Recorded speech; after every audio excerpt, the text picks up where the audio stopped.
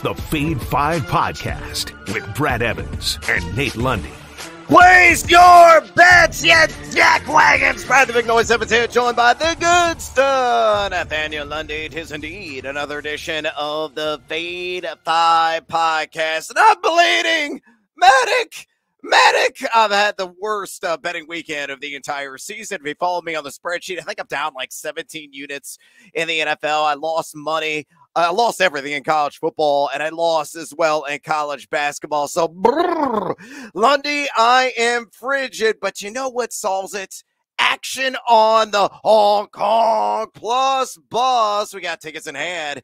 Let's grab a ride, and hopefully you're going to ride off smoothly into the sunset. So looking at the slate of games across the spectrum of sports, what is your favorite plus 100 odds wager on this Monday? Let me give you one for the Monday Nighter here this evening, and I am going to look at Mr. Browning. I'm going to look at Jake, and I'm actually going to take an alt line at plus odds. If you haven't paid attention, or if you haven't gone back and looked at all the stuff from the Combine and the Underwear Olympics, as we like to call it, Jake Browning can move, y'all. He can run. And his over-under for his rushing yards for tonight is at 12.5. I like the over by itself, but I want to throw an option out there, and that is over at ESPN Bet, you can take him for 20 or more rushing yards at a sexy plus 175 for him to go up above that number. Part of the reason I bring that up is if you want to play his regular line at 12.5, the juice is right around minus 120 almost universally across the board. So you're going to pay a little bit more than your standard player prop juice to be able to take him at 12.5. But he can move, man. I'm telling you, if he gets out into just a little bit of free space, he's got some speed. And I think that he can break this. He did 3 carries for 9 yards last week against Pittsburgh. But that was Pittsburgh. Jacksonville's defense is not the Steelers' defense. And so I think he's going to have more like what we saw when he had to come in relief of Joe Burrow, where he had 4 carries for 40 against Baltimore. So I love the idea of plus odds for him to have 20 or more rushing tonight. And I found that one over at ESPN. I think if you look at DraftKings, you can actually go as high as 25 or more and build that juice up. I'm not going to get too greedy. I'm going to stick right there at over 19.5 plus 175 at ESPN. I think it's a great call, and I tell you what, I'll piggyback on that and give you a little bit more evidence as to why I'm tailing it. Browning ran a 4.74 at the Combine, so again, he's got some wheels. He ain't Tom Brady out there, folks. He's not a Galapagos tortoise in need of some leafy snacks. And by the way, that 4.74 is faster than Mahomes did at the Combine. I mean, this is look, 7 quarterbacks for against Jacksonville have gone over the 12.5, and 3 of them have had 30 or more. That's why I'm all about this, man. I love this one. Yeah, and the other takeaway here is this. Jacksonville is number 13 in the NFL in pocket pressure rates, so they like to dial up the heat. And again, that usually leads to opportunistic scrambles. I thought Jordan Love would have a couple more of those last night. I think he left yards on the field as a runner because he was so precise as a passer, and I ended up losing on my over with rush yards with him. But I'm going to double down. I'm going to ride with you, Lundy. I'm following you on Jake Browning on that over on rush yards. Great call there. Let's go to the world of college basketball. And on this SGP, it's a very light slate, but come with me if you're buying what I am selling. Let's go with Furman plus 17.5 in Arkansas. Take it on the Razorbacks, and I'm going to take the over on that all total of 153.5. You put those two together, you get it at plus 105 at BetMGM. Holy moly, these teams love to run. I've watched Arkansas several times this season. I already caught Furman earlier this year. Yeah, don't be swayed by their 4-4 record. Furman's going to, I think, hang in this game, especially with Arkansas coming off that high of beating Duke in their last game down there in Fayetteville. Furman number 30 in adjusted tempo on the season, number 27 as well in EFG offense. Are netting 61.9% from 2-point distance.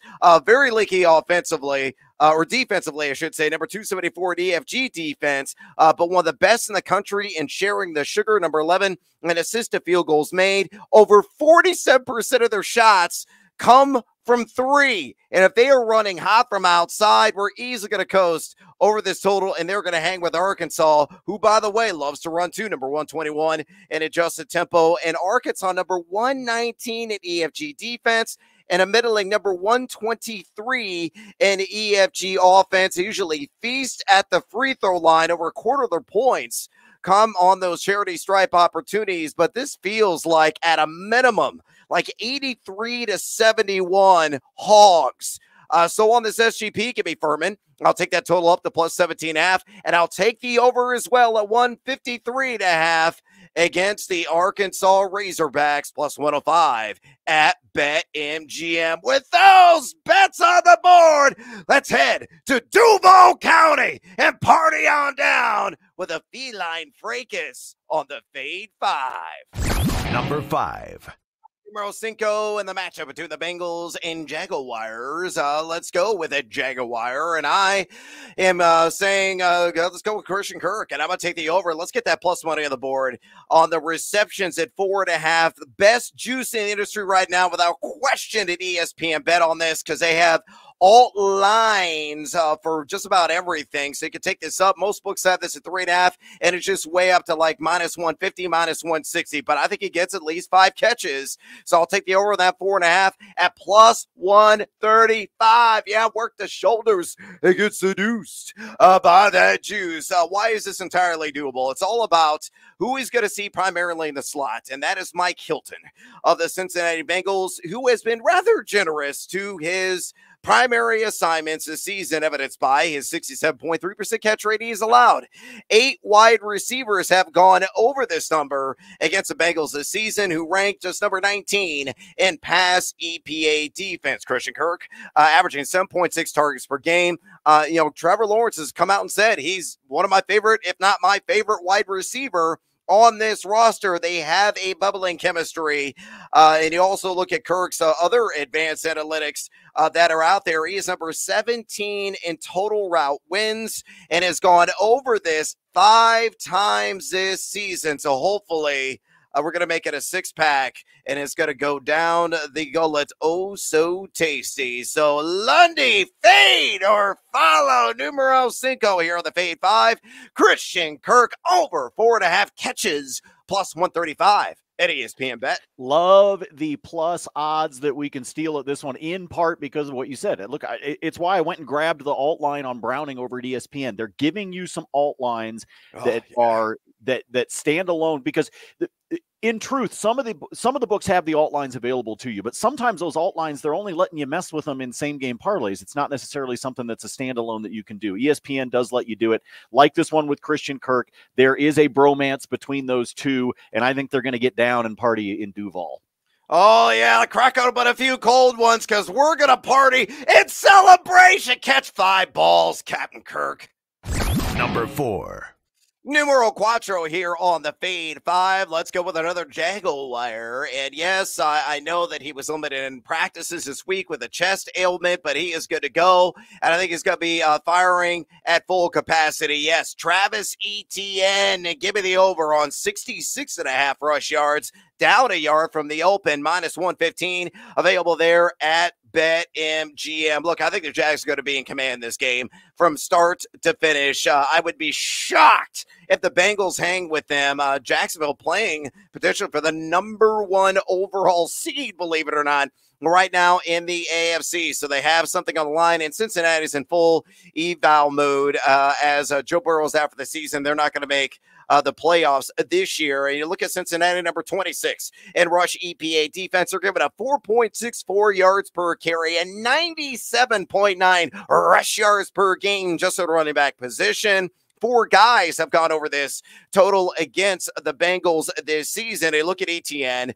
Guys get a lion's share of the touches, 76.6% opportunity share. He's averaging right at this number, 66 rush yards per game. He's hit the over 4 times. And yeah, the advanced analytics are just kind of meh or mid. Number 31 in yards after contact per attempt. Missed tackle percentage well below 20%, but this seems like a 15 to 17 carry kind of game. And given the shortcomings defensively in the trenches of Cincinnati, I think Etienne will crack at least 67, if not reach 75 or more yards here in the end. So Lundy, fade or follow Travis Etienne over 66.5 rush yards, minus 115 at BetMGM. How many carries did you say you think he's going to have? 15 to 17. Oh, good.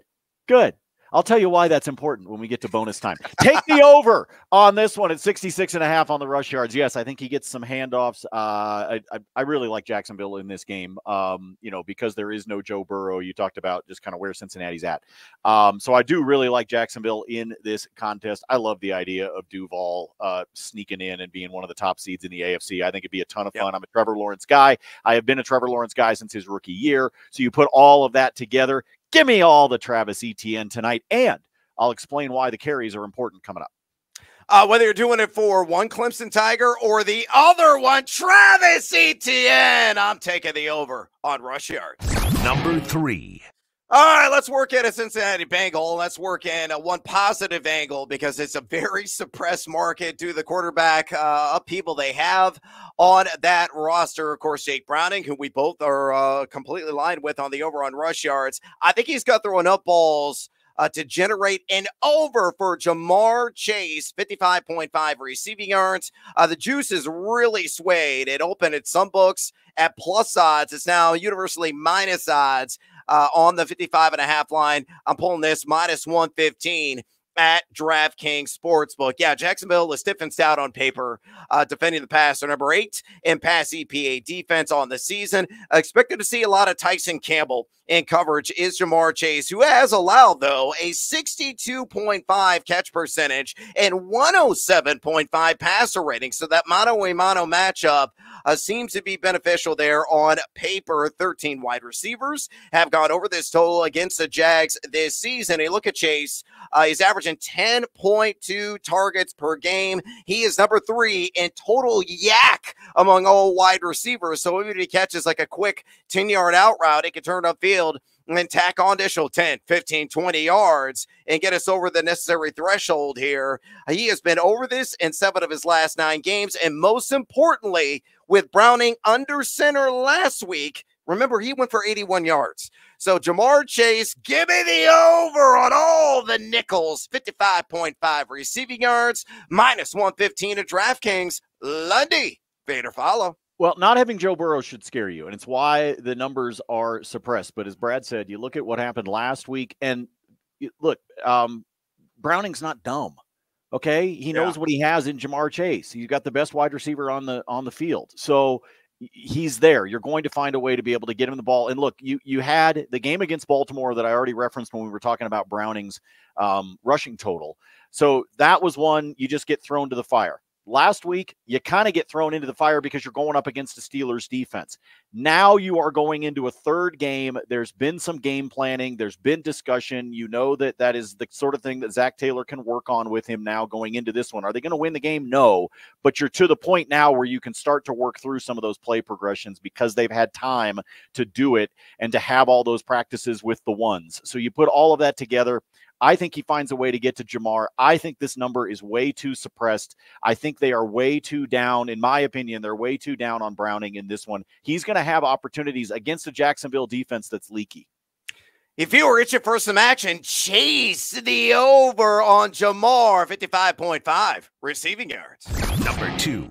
Numero dos, a man that is, I think, the central subject of Nathaniel Lundy's fantasies because of the long, flowing blonde hair, which I will never have in my entire lifetime. I'm very envious. I'm extremely and extraordinarily jealous. And that is Trevor Lawrence, of course.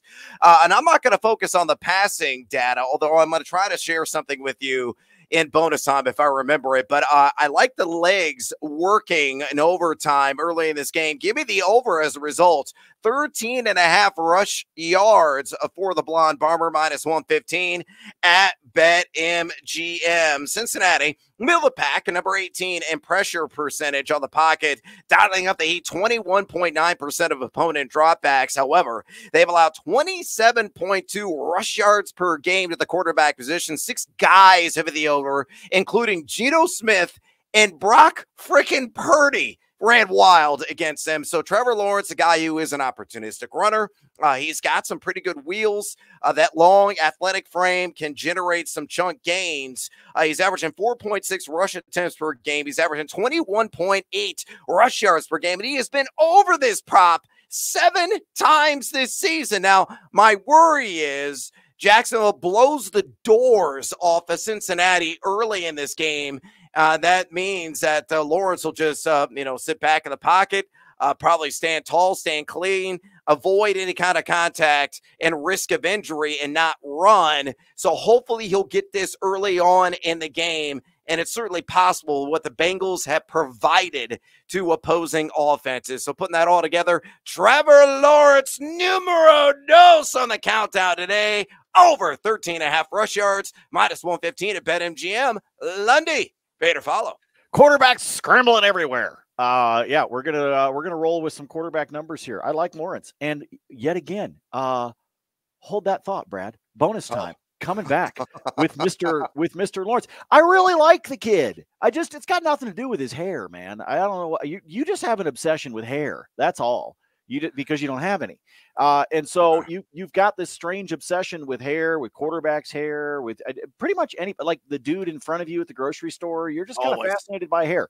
So I need you to, it's not my thing. It's your thing. But yes, I do like this one for Trevor as well. We're hosed, dude. I keep agreeing with you. I tell you what, man, I just want to be an aspiring per-plus model. Please, God, if you live and exist, give me some follicles at work. Never not working. Number 1. Numero uno here on the Fade 5 podcast is working a little SGP. And when I built this is a plus money, and I don't know if it still is, but I'm going to give you another leg. It's not, I'm going to give you another leg that will make it plus money. So on the 2-legger, Evan Ingram, 4 more receptions. Evan Ingram, 45 plus yards. Correlate, synergize, bring it all together. When I built it was even money, plus 100 at BetMGM. Lundy is telling me that time has expired, so just take the Jacksonville Jaguars on the money line. And if you get that at BetMGM, I'm pretty sure it's plus money.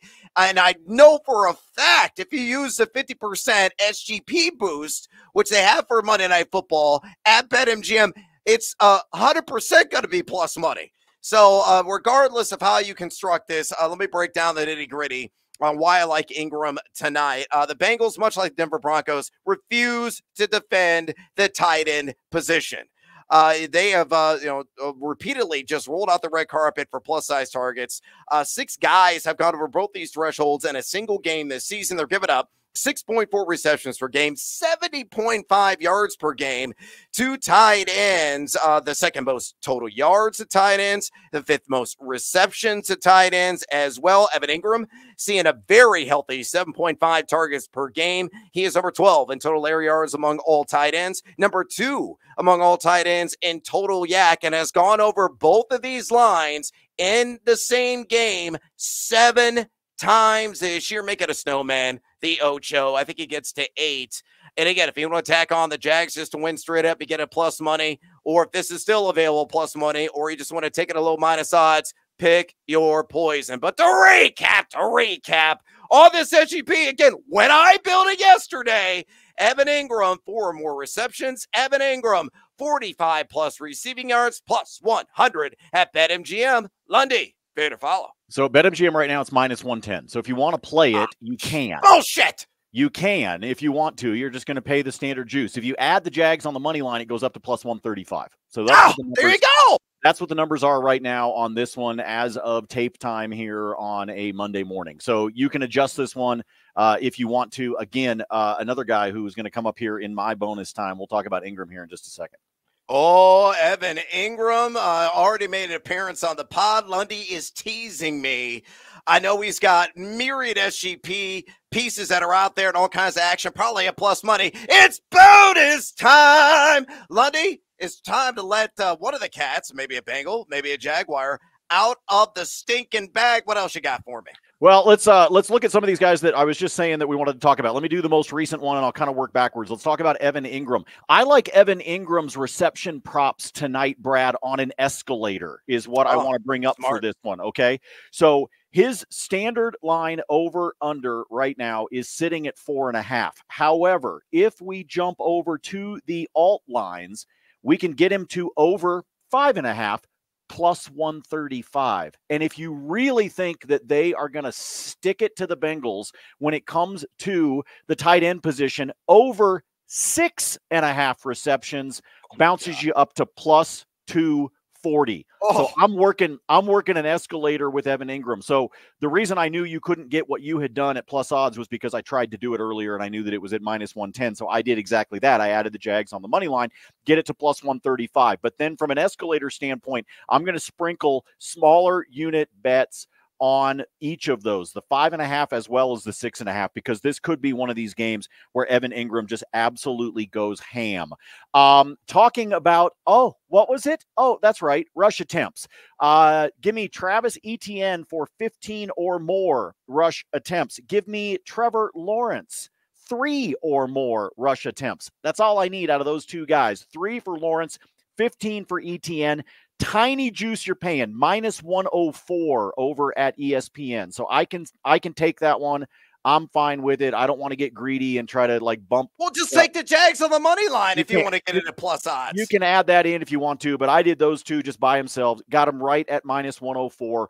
And ESPN's one of the only ones that has these alt lines for rush attempts available for you. So it is a gift that they are giving over there at ESPN Bet. Let me go to the ice for this evening. 6 games on the schedule for this evening in the National Hockey League.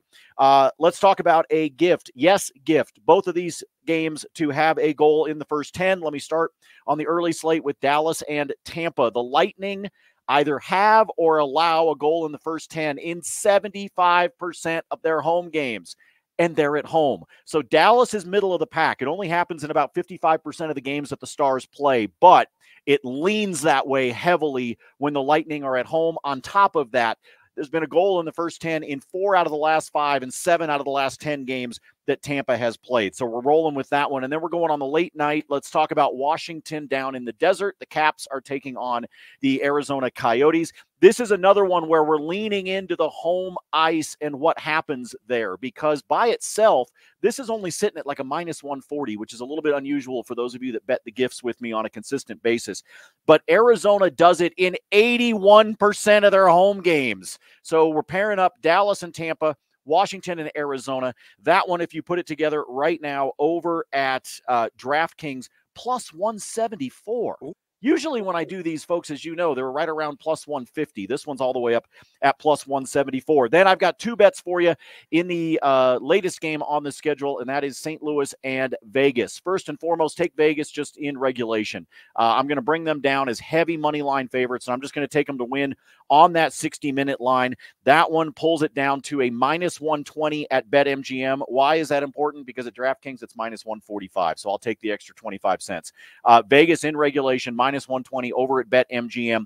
And then at Caesars, and I don't know exactly what the Emperor's doing with their odds to make this come out so strong in your favor, but it is. If you take Vegas on the money line, so not the regulation, just Vegas on the money line, and Jack Eichel to have an assist tonight, it is plus 145 at Caesars, and I'm really surprised by that. Eichel's on a 3-game point streak. He's got 8 points in those 3 games, and 5 of them are apples. So he's getting it done in terms of helping his teammates out. So I'm going to take him for the assist. You can't take him just for a single point. It's not available. You have to be able to take him for 2 or more. So I'm taking him for the assist instead to be able to put this together again over at Caesars at a plus 145. I yield the floor to the gentleman from Illinois. All right, fantastic options here. I got way too many SGPs, but let's go ahead and go to another one. Why not? Team Huevos parlay play of the day action. And this is with the boost, a 50% SGP boost at BetMGM. Simple 3-legger, Jacksonville money line. Jags, don't let me down. You got to win this game if you want to try to solidify your position as a top seed potentially in the AFC for the playoff race against a team, again, that is in full evaluation mode. So just handle it. They They have won 7 of their last 10 straight up at home. Leg numero dos, give me Joe Mixon under 74.5 rush yards. I don't think he's going to be remotely close to this. You look at Jacksonville, only 2 guys have gone over this against his defense this season. It's given up just 59.2 rush yards per game and 3.58 yards per carry, the running back position. And leg numero tres, Christian Kirk. Hey, if I think he's going to catch potentially 5 balls, he's going to get a ton of yards in the process. And all I need is 45 or more on that last leg, which he has done 10 straight games. And on top of that, Cincinnati number 22 in pass EPA defense, 15 wide receivers have reached the 45-yard mark against them. So Jacksonville money line, Mixon under 74.5 rush yards, and Christian Kirk 45 or more receiving yards with the boost at BetMGM. Lundy plus 207. We're going to dig out of this hole. Not entirely, but we're chipping away at the deficit, hopefully, for sure. Fingers crossed. All right, elsewhere in this game, let me throw a couple of their SGPs on the board for you. A little two-legger, simple, about ESPN bet at plus 131 odds. Travis Etienne, 2 or more receptions. Joe Mixon, 3 or more receptions. I think Mixon's going to be a busy man as a pass catcher. Game script should go negative here for the Cincinnati Bengals, and the Jacksonville Jaguars now 2 years running just flat out refuse to defend the short field against good pass catching running backs, and Joe Mixon is certainly that, and I think Jake Browning will find him as they're trying to scoreboard chase in this game. And I need a couple of early catches from Travis Etienne. Usually that's practically an L or a G. I worry about the game flow a little bit, but hopefully we'll get this by halftime. We're not going to have to sweat it out. So I like that one quite a bit. Elsewhere in this game, another SGP, take Jamar Chase of 4 or more receptions. Trevor Lawrence under 34.5 pass attempts. Again, he may not see a whole lot of action in the fourth quarter. And Trevor Lawrence over 2.5 rush attempts. You put all 3 of those together, plus 150 at ESPN bet. Remember, kneel downs count. I mean, that's really important to know. And, late in this game, as a result of the way the clock, he could cash it. And, you might have sweat in your brow, like, kneel down, run the clock, take the snaps. They have no timeouts. Please don't bring in the backup and screw me over. That's a possibility. But hopefully Trevor Lawrence will get those 3 rush attempts, will not chuck it 35 or more times, and Chase will get out there and get his 4 grabs, which he should, theoretically. Again, plus 150 there at ESPN bet.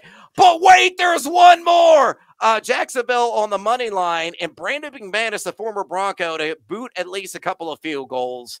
You can get that at low plus money as well right now at ESPN bet. Cincinnati has allowed 8 kickers to boot at least a couple of field goals. Again, their shortcomings at EPA defense, number 26 in that ranking. And you look at McManus, he's done this 6 times, and in 3 of his last 4 games, Jacksonville, number 25 in TD-only red zone percentage. So they move the chains, but typically they stall. And they trot up McManus to clean it up for 3, split the uprights a couple of times. Jacksonville wins, and he can score some winnings there at plus money. Hey, let's go to college basketball because I know it's a light slate, but naturally I have action on it. I grabbed this immediately when I saw last night. I had to rub my eyes a couple times, look at the screen, rub them again, look at the screen, because I couldn't believe how high the total was in Iowa and Purdue. It opened at 166.5. At some books, it's down to like 163.5, 164. I would play that under, even if it was at like 160.5. I understand track meets are always front and center when it's the Iowa Hawkeyes. They're one of the fastest teams in pace of play in the country. Number 43 in EFG offense as well. But number 122 in EFG defense. Purdue coming off that loss at Northwestern. They're probably itching to put up some serious points, and they may score 85, hopefully not 90 in this game. And Iowa will get cooled off defensively. Because you look at Purdue, number 29 EFG defense, and they are number 20 EFG offense. Zach Edey's got to dominate on the glass. Iowa not a good rebounding team. They don't have the size to match. And they do cash in at the free throw line, but they're only hitting 70.5% as a team. So under in the 160s, whatever line is, shop around on that in the Iowa and Purdue game. I also like the under in Lundy's Oregon State Beavers matchup against Cal Poly. I grabbed it when it opened at 135. It's down to like 133 and a half, 134 at some of the books, and I would still play the under on that at minus 110. Cal Poly, one of the slowest teams in the country, number 304 in adjusted tempo. Oregon State, not particularly fast. Number 236 in tempo. Both teams suck at fundamental basketball, which is putting ball through baskets. I look at Cal Poly, number 268 in EFG offense. Oregon State, even worse, at number 284. Now, my only concern is this. Over 27% Oregon State's points come at the free throw line, and Cal Poly is one of the worst in the country in opponent free throw rate. They're number 353 to be exact. So stoppages, opportunities at the line. Hopefully Oregon State's not going to push that total over late, but I do feel it's going to hit the under in what should be a disgusting affair there in Corvallis. And let me seek in one NBA play for you. Taking the under on CJ McCollum, 3-pointers made, that at 2.5 against the Sac. Sacramento, number 9, and fewest 3-pointers made allowed, 11.9 per game. And you look at McCollum, since returning, his last couple of games is 4 for 16 from beyond the arc, and has hit the under in 4 of 8 contests this year. Yeah, he's got 8.3 attempts per game, but he ain't making a whole lot of buckets. So still shaking off the rust. I think it'll be one more night of that. So 2 3-pointers made, not 3. That's what I'm feeling in that matchup against the Sacramento Kings. All right, I'm out of breath. We are out of time here on the Fade 5 podcast. Do us a favor and drop us a rating and a review if you enjoy this broadcast. And Fade or follow us on the X. Lundy's giving it to you at Nate Lundy. I'm doing the same at Noisy Huevos with the always free, always transparent spreadsheet picks with the wonderful, fantastic Oregon State Beaver, Nathaniel Lundy. Don't score, Beavs. I'm Brad Evans. Until next time, as always, fade or follow. That is up to you. Duval!